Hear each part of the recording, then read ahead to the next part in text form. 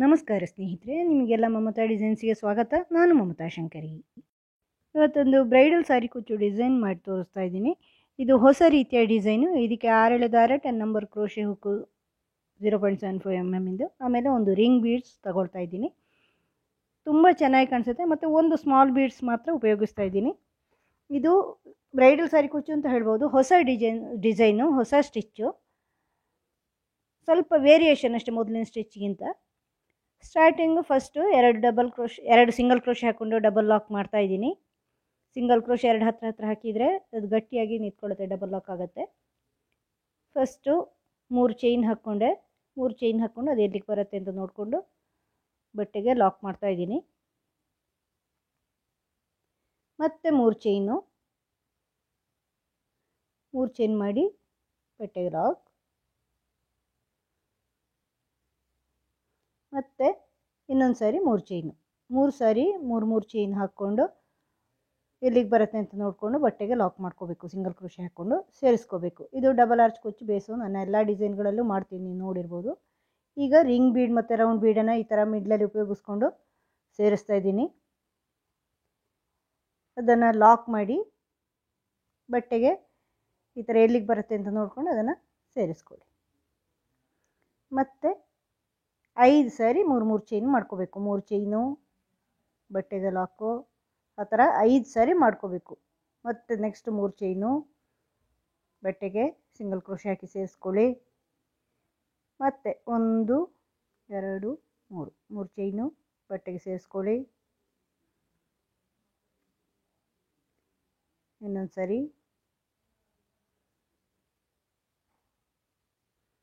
ಈ ಥರ 5 ಸಾರಿ ಮಾಡ್ಕೋಬೇಕಾಗತ್ತೆ. ಡಬಲ್ ಆರ್ಚ್ ಕುಚ್ಚು ಬೇಸ್ ಇದು. ನನ್ನ ಎಲ್ಲ ಡಬಲ್ ಆರ್ಚ್ ಡಿಸೈನ್ಗಳಲ್ಲೂ ಈ ಥರ ಇರುತ್ತೆ. ಇನ್ನೊಂದು ಸಾರಿ ಮಾಡಬೇಕಾಗತ್ತೆ 5 ಸಾರಿ. ನೀವು ನನ್ನ ವಿಡಿಯೋಗಳು ಫಾಲೋ ಮಾಡಿದರೆ ಗೊತ್ತಾಗುತ್ತೆ. ಎಲ್ಲದರಲ್ಲೂ ಇದೇ ಥರ ಮಾಡಿರ್ತೀನಿ ನಾನು.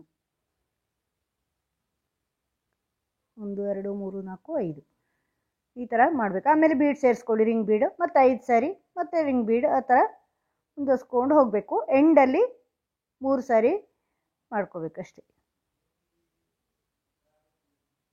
ಈ ಥರ ಬೀಡ್ ಸೇರಿಸಿ ಬಟ್ಟೆಗೆ ಸೇರಿಸ್ಕೊಂಡು ಲಾಕ್ ಮಾಡಿ. ಮತ್ತು 5 ಸಾರಿ 3 ಚೈನು ಹೀಗೆ ಮುಂದುವರ್ಸ್ಕೊಂಡು ಹೋಗ್ಬೇಕು. ಎಂಡಲ್ಲಿ 3 ಸಾರಿ, ಸ್ಟಾರ್ಟಿಂಗ್ ಮತ್ತು ಎಂಡಲ್ಲಿ 3 ಸಾರಿ ಮಾಡಿಕೊಂಡ್ರೆ ಸಾಕು. ಮಿಡ್ಲಲ್ಲೆಲ್ಲ 5 ಸಾರಿ ಈ ಥರ ಫುಲ್ಲು ಮಾಡಿದ್ದೀನಿ. ಪೂರ್ತಿ ಸೀರೆ ಮಾಡ್ಕೊಳ್ಳಿ. ನಾನಿದು ಸ್ಯಾಂಪಲ್ ಆಗಿರೋದು 4 ಆರ್ಚ್ ಮಾಡ್ತೀನಿ. ಎಂಡಲ್ಲಿ 2 ಚೈನ್ ಹಾಕಿ ದಾರ ಕಟ್ ಮಾಡಿದ್ದೀನಿ. 3 ಸಾರಿ ಮಾಡಿಕೊಂಡು ಈಗ ಮತ್ತೆ ಸ್ಟಾರ್ಟಿಂಗಲ್ಲಿ ಸೇರಿಸ್ಕೊಳ್ತಾ ಇದ್ದೀನಿ.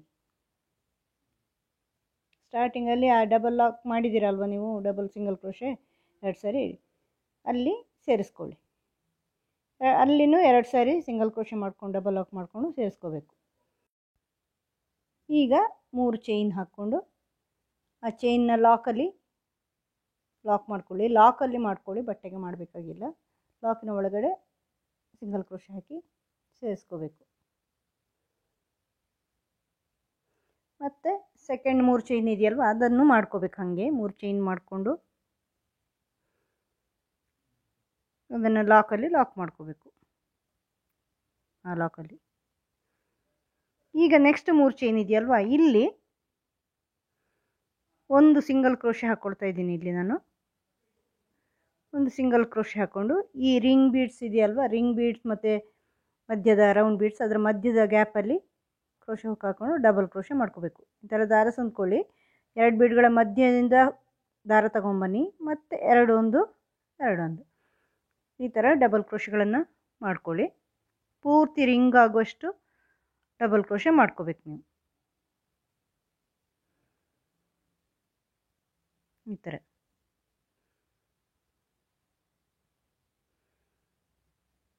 ನೋಡಿ, ಈ ಥರ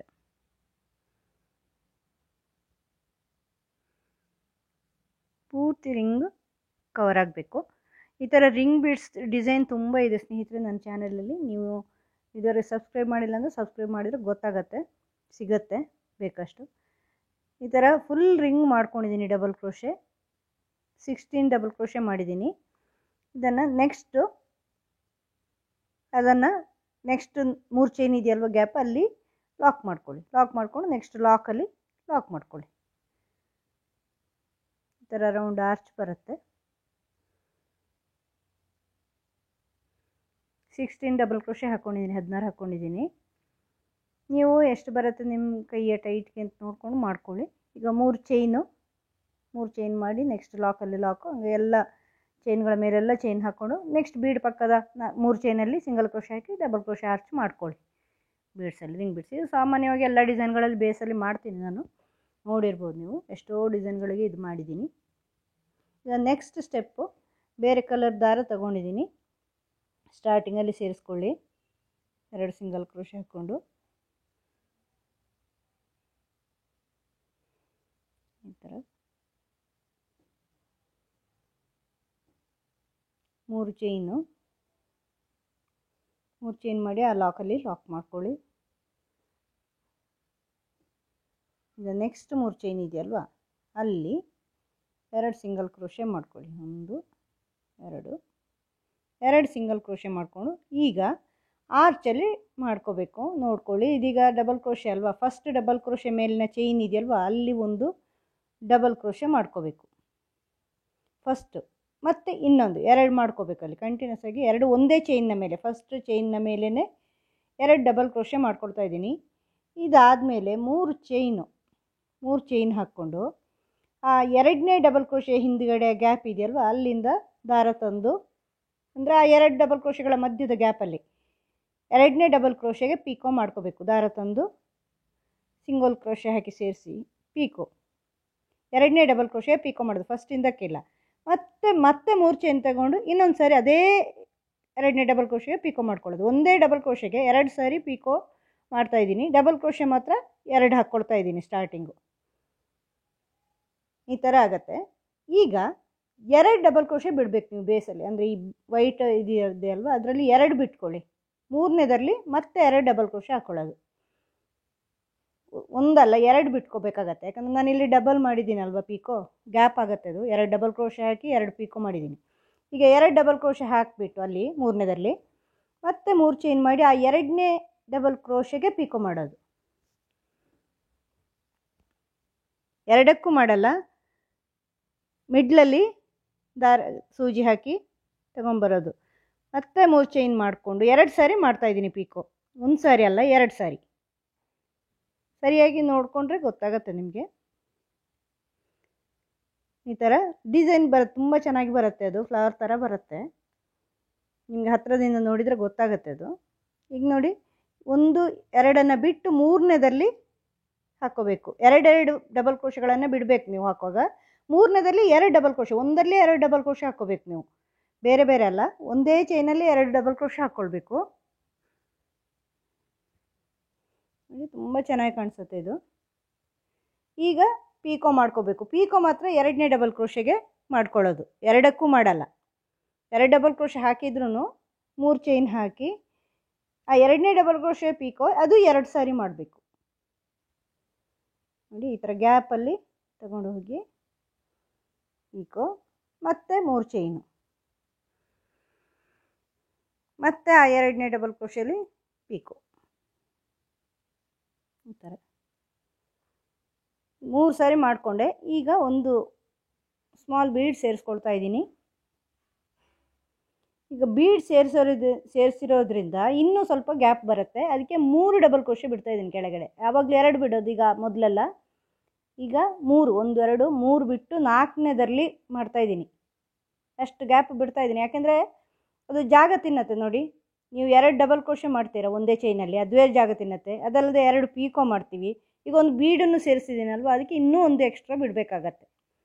3 ಚೈನ್ ಮಾಡಿಕೊಂಡು ಆ 2ನೇ ಡಬಲ್ ಕ್ರೋಶೆಯಲ್ಲಿ ಪೀಕೋ ಮಾಡ್ಕೊಳ್ಳಿ, ಮತ್ತೆ 3 ಚೈನ್ ಮಾಡ್ಕೊಳ್ಳಿ, 2ನೇ ಡಬಲ್ ಕ್ರೋಶೆಯಲ್ಲಿ ಪೀಕೋ. ಈಗ ಮತ್ತೆ 2 ಡಬಲ್ ಕ್ರೋಶೆ ಬಿಟ್ಟರೆ ಸಾಕು. 2 ಡಬಲ್ ಕ್ರೋಶೆ ಬಿಡಿ, ಒಂದು ಸಾಕಾಗಲ್ಲ, 2 ಬಿಡಬೇಕು. 2 ಬಿಟ್ಟು 3ನೇದಲ್ಲಿ 2 ಡಬಲ್ ಕ್ರೋಶೆ ಮಾಡ್ಕೋಬೇಕು. ಒಂದು, ಇನ್ನೊಂದು.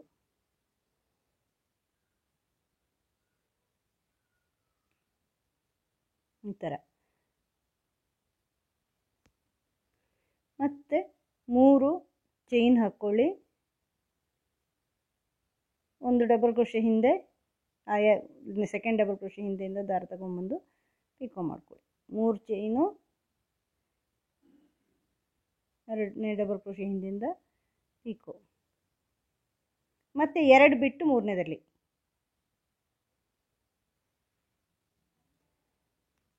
ಈ ಥರ 2 ಡಬಲ್ ಕ್ರೋಶೆ ಮಾಡ್ಕೋಬೇಕು.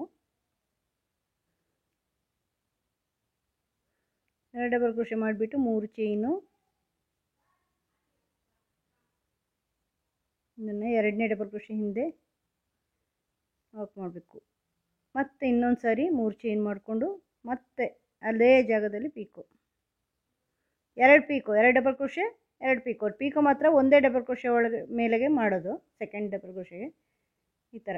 3ರಲ್ಲಿ ಲಾಸ್ಟಿಗೆ ಬಂತದು, ಲಾಸ್ಟಿಂದರಲ್ಲಿ ಮಾಡಿರೋದು third one, 16th double crochet. ಈಗ ಅದನ್ನು ನೆಕ್ಸ್ಟ್ 4 ಚೈನಲ್ಲಿ ಲಾಕ್ ಮಾಡ್ಕೊಳ್ಳಿ. ನೋಡಿ ಎಷ್ಟು ಚೆನ್ನಾಗಿರೋ ಫ್ಲವರ್ ಬರುತ್ತೆ, ತುಂಬ ಚೆನ್ನಾಗಿರುತ್ತೆ ನೋಡಿ, ತುಂಬ ಚೆನ್ನಾಗಿ ಕಾಣಿಸುತ್ತೆ. ಆ ಫ್ಲವರು ನಾರ್ಮಲ್ ಸಿಂಗಲ್ ಪಿಕೋಗಿಂತ ಹೆಚ್ಚು ಚೆನ್ನಾಗಿ ಕಾಣಿಸುತ್ತೆ. ಇನ್ನೊಂದು ಸಿಂಗಲ್ ಕ್ರೋಶೆ ಹಾಕ್ಕೊಂಡು ಗ್ಯಾಪಲ್ಲಿ ಜಾಗ ಇದೆಯಲ್ವ, ಲಾಕಲ್ಲಿ ಲಾಕ್ ಮಾಡ್ಕೊಳ್ಳಿ.